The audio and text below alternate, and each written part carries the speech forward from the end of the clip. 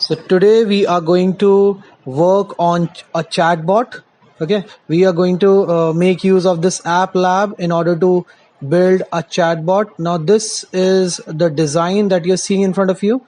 I'm already done with preparing the two screens that I will be requiring for building up the chatbot. This is the first screen. This is the image button. Okay, and on this image button I have placed two input boxes. Fine. Now in this input box the questions will be fed by the user, and here in this input box the user will be feeding the answer to the question he will be mentioning here in the first input box. Then when he will click this feed button, automatically a table kind of structure will get created on the data browser of this app here. Okay, and the information that the user is going to pass in these two input boxes, they are going to get stored in that table.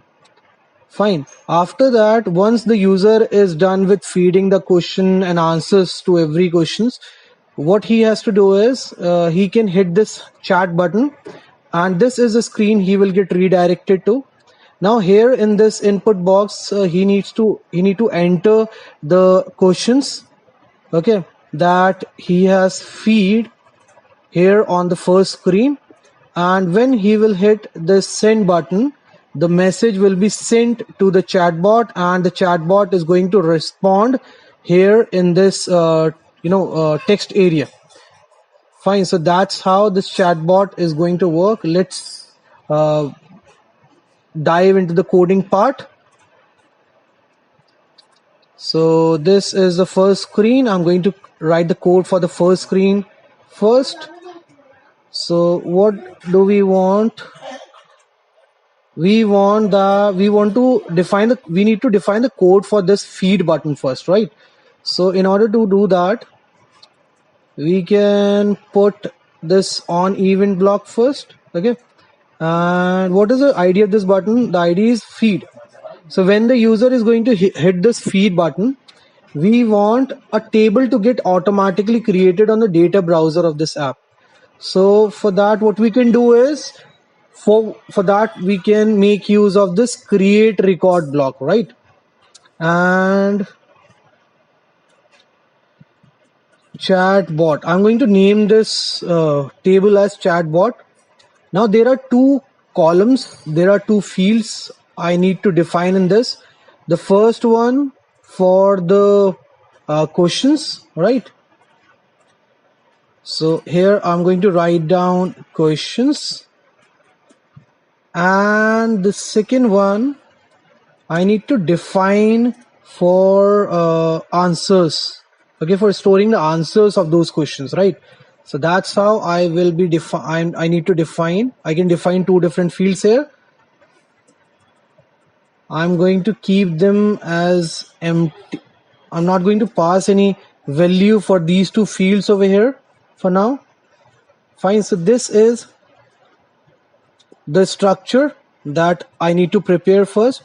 Now what I want is, I want to get the question that the user is going to feed here in the input box, in this first input box, right? I need to get the question from here. How can I do that? As you already know the answer, we can make use of this get text option, right? This is the block we can make use of. What is ID of this input box? It is feed question. So I need to get the text from this feed question input box, and similarly for this answers answers field, I can get the input from this text underscore input 7 input box, right? So I need to get the text for this field also. And what is the ID that I need to select from this drop down over here? Now I need to select this text underscore input 7, right? This is the ID I need to select. Do we have anything else? Yeah. So now what is going to happen when the user will hit this button, automatically a table with name chatbot is going to get created on the data browser, and the question he will be entering in this field, and the answer to that question that the user will be entering in this input field, they will get stored in that data, okay, inside this field questions and answers. Let's see whether we are able to get the required result or not. So let us feed a question here.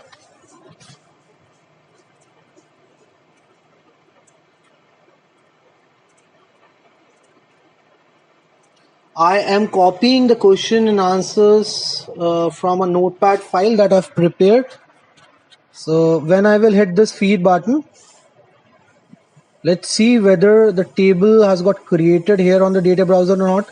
Yes, the table chatbot is successfully created on the data browser. Let's see what is there inside it. So under this, in this questions field, we have got the questions and question entered by the user, and in this answers field we have got the answer entered by the user for this question, right? That's how this screen needs to work. Now one thing that we are facing issue with, once the user is done with entering the question and answer here, and after hitting this feed button, the question and answer should disappear. Instead of appearing, instead of continuous appearance, we want them to automatically disappear from the screen, right? So how can we do that? For doing that, what we can do is we can make use of the set property block, right? Where is that block? This is the one that we can make use of. Now what we want is, we want this feed question block. The text inside this feed question blocks should get disappear once the user hit this feed button. That's what we want, right?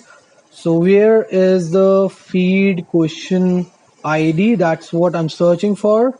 This is the one. Now I want the text inside it to get disappear. So what is the thing that I can write down here?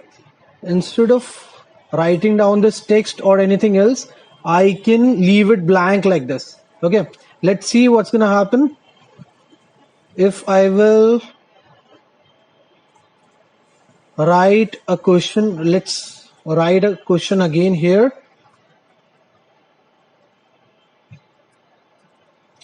So we are going to write down the question here, and the answer for this question we are going to write down here. Let's use some other question. Okay, this is the question, and the answer of this question is this. What is your name? I am a chatbot. This is the answer to this question. Let's hit the feed button. So the question has got automatically disappeared. Now the same thing I can apply on this text box also, right? So what I'm going to do is, I'm going to copy this code and I'm going to paste it. Fine. What is the ID of this? It is text underscore input 7. Need to replace this with text underscore input 7, and this is going to remain text, and everything is going to remain the same, right? So that's how we can define the code for this input box also, so that we can make the text go disappear once the user hit this feed button. Now we need to define the code for this chat button. So again, we can make use of this on event block. Now when the user will hit this chat button, we want him to get redirected to screen 2. So for doing that, we can make use of set screen option, right? Where is that set screen option? Set screen. Okay, I am not able to find that. Okay, this is the block that we need to use, right? So instead of screen 1, we need to replace it with screen 2. Now when the user is going to after feeding the question and answers, when the user will hit this button chat, he will get redirected to this chat with chatbot screen. Now let's come on screen 2 and start coding for the components we have defined on the screen. So we are going to define the code under the on event block of this button. So let's pick up the on event block from here. And what is the ID of this button? The ID is get answer. So we need to select get answer ID from this drop down menu. Okay, so when the user is going to hit this button, what do we want? We want the whatever question the user is going to enter here, we want the answer to be fetched up from the table. Okay, from the table that has got created over here. Fine. And the answer should get reflected over here in this text area. That's what I want. How can we do that? This is the question right now. So in order to read the data from the table that we have got created on the data browser, what is the block that we can make use of? I think we can make use of a read records block, right? So this is the block we can make use of. What is the name of the table from which we want to read the data? Absolutely correct. The name of the table is chatbot. So we are going to replace the existing name with this chatbot. And what else do we require to do? Now we need to define here the condition.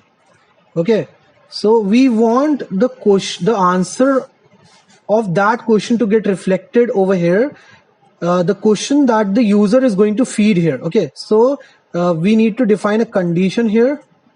First, what is the condition that we need to define? If now we need to get the text the user is going to enter here in this input box. Okay, and we need to put it here.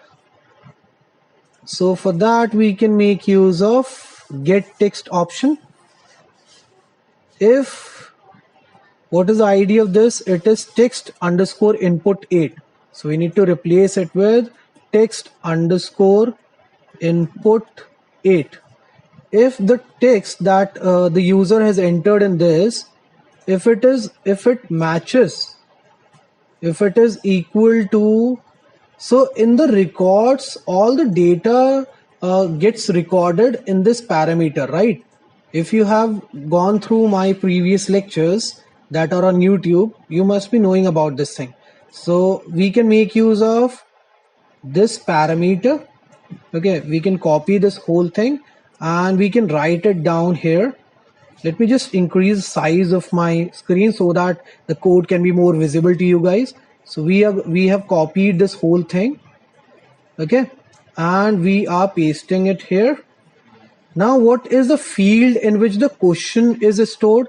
Let me just check the name of the field. It is questions, right? So we need to replace this name with questions. Fine. So if this text that the user is going to feed here, if it matches with this question, if it matches with any of these data that is there inside this questions field over here, what I want is I want the answer to that question should get reflected over here in this text box. So for that we need to remove this first, this whole thing, and we want the text to get reflected over here, right? So what is the thing that we can make use of? Set text is the block that we can make use of, right? This is the block and we can put it over here. Set text, we are going to convert it back to the block based code. So we need to replace this ID. What is the ID of this text area? It is text underscore area 1. So we are going to replace it with text underscore area 1. We need to set the text of this ID to what?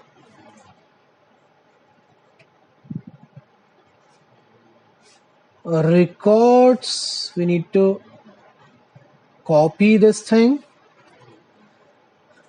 Okay, and we need to put it here. After this, we need to replace it with answers because we want the answers to get reflected in this text area, right? So we need to replace this questions field with the answers. So that's how we can do it, I think. Let's check out whether the code is working fine or not. I'm going to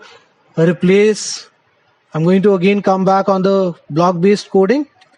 Let me just reduce the size of this screen so that the app can be more visible to you guys.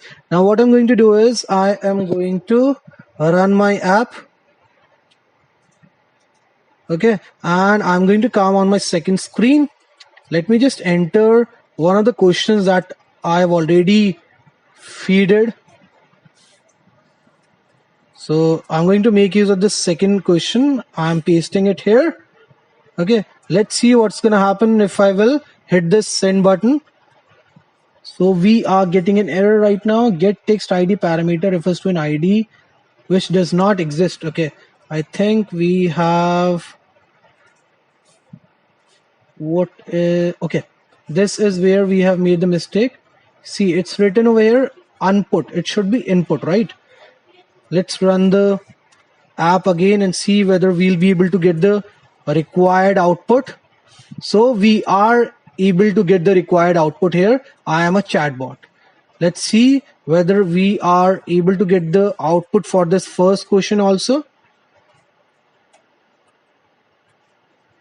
So I have copied the question, and so I'm getting the answer for this one too. Okay, if you want to increase the text size of the text that is getting reflected over here and here in this text area, so let's do that by using this font size. You can do that, and this also, for this also we want the text size should get reflected. So this is a font size that I have defined for this text input box over here. Let's come back on the coding part. Now what else I want is, once the user is done with sending the question, if he hits this reset button, I want these two boxes, the text that is getting reflected in these two boxes should disappear. So for that, what I can do, I can again make use of this on event block. I am putting it here, and let me just change it to the block based coding once again. And what is the ID of this button? It is reset. Okay, so I'm going to select reset from this drop down over here, and when the user will hit this reset button, I want the text inside this text area and the text input box should disappear. So for that, again we are going to make use of the set text property, right? Text area text underscore area 1.